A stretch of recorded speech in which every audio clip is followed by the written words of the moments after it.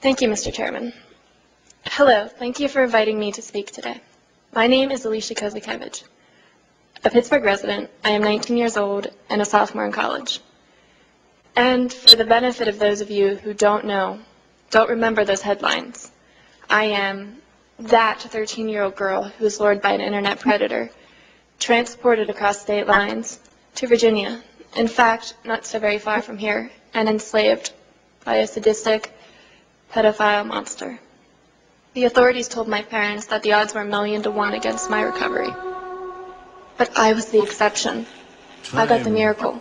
I was rescued. So why me? Comes to a place where because I was blessed by the simple fact that I Pittsburgh, where one of the very best cybercrime task forces was created.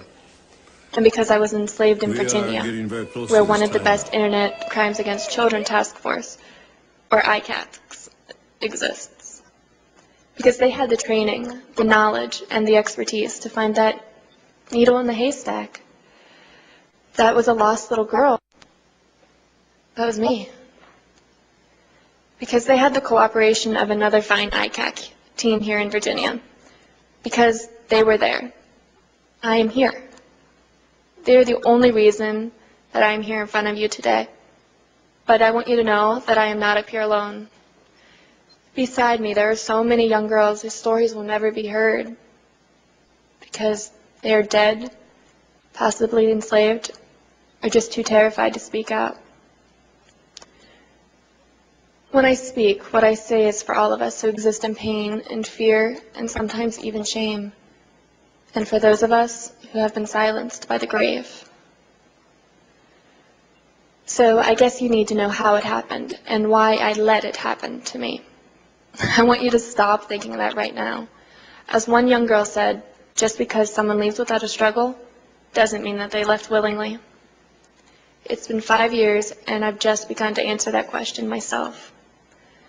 I know that many of you perceive that those of us who have been lured via the internet as being the stereotypical troubled wild child. Drugs, broken families, searching for love you can't find at home. Nothing could be further from the truth. Many of us were the shy children, the wallflowers, not necessarily the geeks or the freaks, just not the partiers. And sometimes, as in my case, those that were very shy. The internet provides a type of anonymity that allows the timid child to miraculously transform themselves. They are suddenly able to act without the fears that have constricted their daily lives. Take myself, for example. So, in an attempt to impart some clarity here, let me start at the beginning. Pick a teenage girl, any one of us, and we'll be suffering agonies over at least one, and probably more of these situations. Imagine your 5th birthday was last month, and for some ridiculous reason, your parents still think you are a child. You're sitting home, bored and lonely, because your best friend just is you're not so cool anymore, and your other best friend has moved far, far away. That person you have an unbelievable crush on, they think you are the biggest geek. You have a D in algebra, despite your best efforts, and you won't be making the honor roll this semester. And nobody understands anything at all. Nobody ever will. You are alone in this world, and you're so bored, so lonely, that you're online, just chatting. So let me start closer to the beginning. I was 13. I was a good student. I had a few good friends. I had the most wonderful, loving, and supportive family a child could ever ask for. And yet, at 13, we change. We question everything, especially ourselves. I was that typical bored, shy, and lonely child, just looking for something to do. In the beginning, I chatted for months with Christine, a beautiful red-haired 14-year-old girl who just understood me all too well. We became the very best of friends, and we shared all of our thoughts, all of our intimate girlhood secrets. There was nothing that she didn't know about me, and we traded our school pictures. Too bad that hers were fake. Yeah, Christine was really a middle-aged pervert named John, and he had lots of practice at his little masquerade because he had it all down. The abbreviations, the music, the slang, the clothes, he knew it all. I never had a chance. Because these perverts, they congregate on the net. They pass their little girlfriends around to each other, and they share technique, and they boast of their conquests. John Sashkin was to introduce me to a great friend of ours. This man was to be my abductor, my torturer, and he was my dearest friend.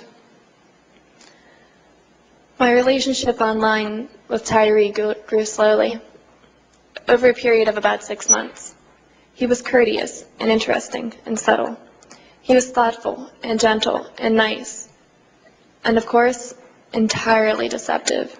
And so we became friends. Slowly, imperceptibly, he led me into more intimate conversation. I never even realized that our chats had become more intimate. So we just talked about everything, not just about sex. He was interested in me as a person, my thoughts, my goals, my relationship with friends and family members. He gave me adult advice and always took my side, and that was just what I needed. School was, well, it was school. Mean girls and nasty boys and everyone trying to be all that they're not. And my family and I were very close, but we didn't always see eye to eye about everything. Sometimes they just seemed to still think that I was still a child. But there was always my good special friend, and I could count on him to see things my way. He was my confidant, and I wanted to tell him personal things, or parrot those things that he wanted to hear from me, whatever gibberish they were. And so I did, always online, always ready to talk, always on my side. It was the most comforting thing imaginable. And soon I felt an obligation to return this time, to always be there for him to the exclusion of everything else. He became that someone I believed I needed, the only one I could depend on to understand the real me. He had separated me from my support structures. I was alone. Somehow in this process of grooming me, he had changed me, had destroyed my ability to reason. Was I crazy? No. Was I brainwashed? Entirely. Today, I think, how could it have happened? Where was my reason? Where was my sanity? That girl who walked out into the coldest, iciest night to meet the madman, that wasn't me. And yet, somehow it was. He took me apart and put me back together, and bit by bit, day by day, bite by bite. I walked out the front door and found that the boogeyman is real, and he lives on the web. I know. I met him on the evening of January 1st, 2002. He came for a 13-year-old girl, for a sex slave. He came for me.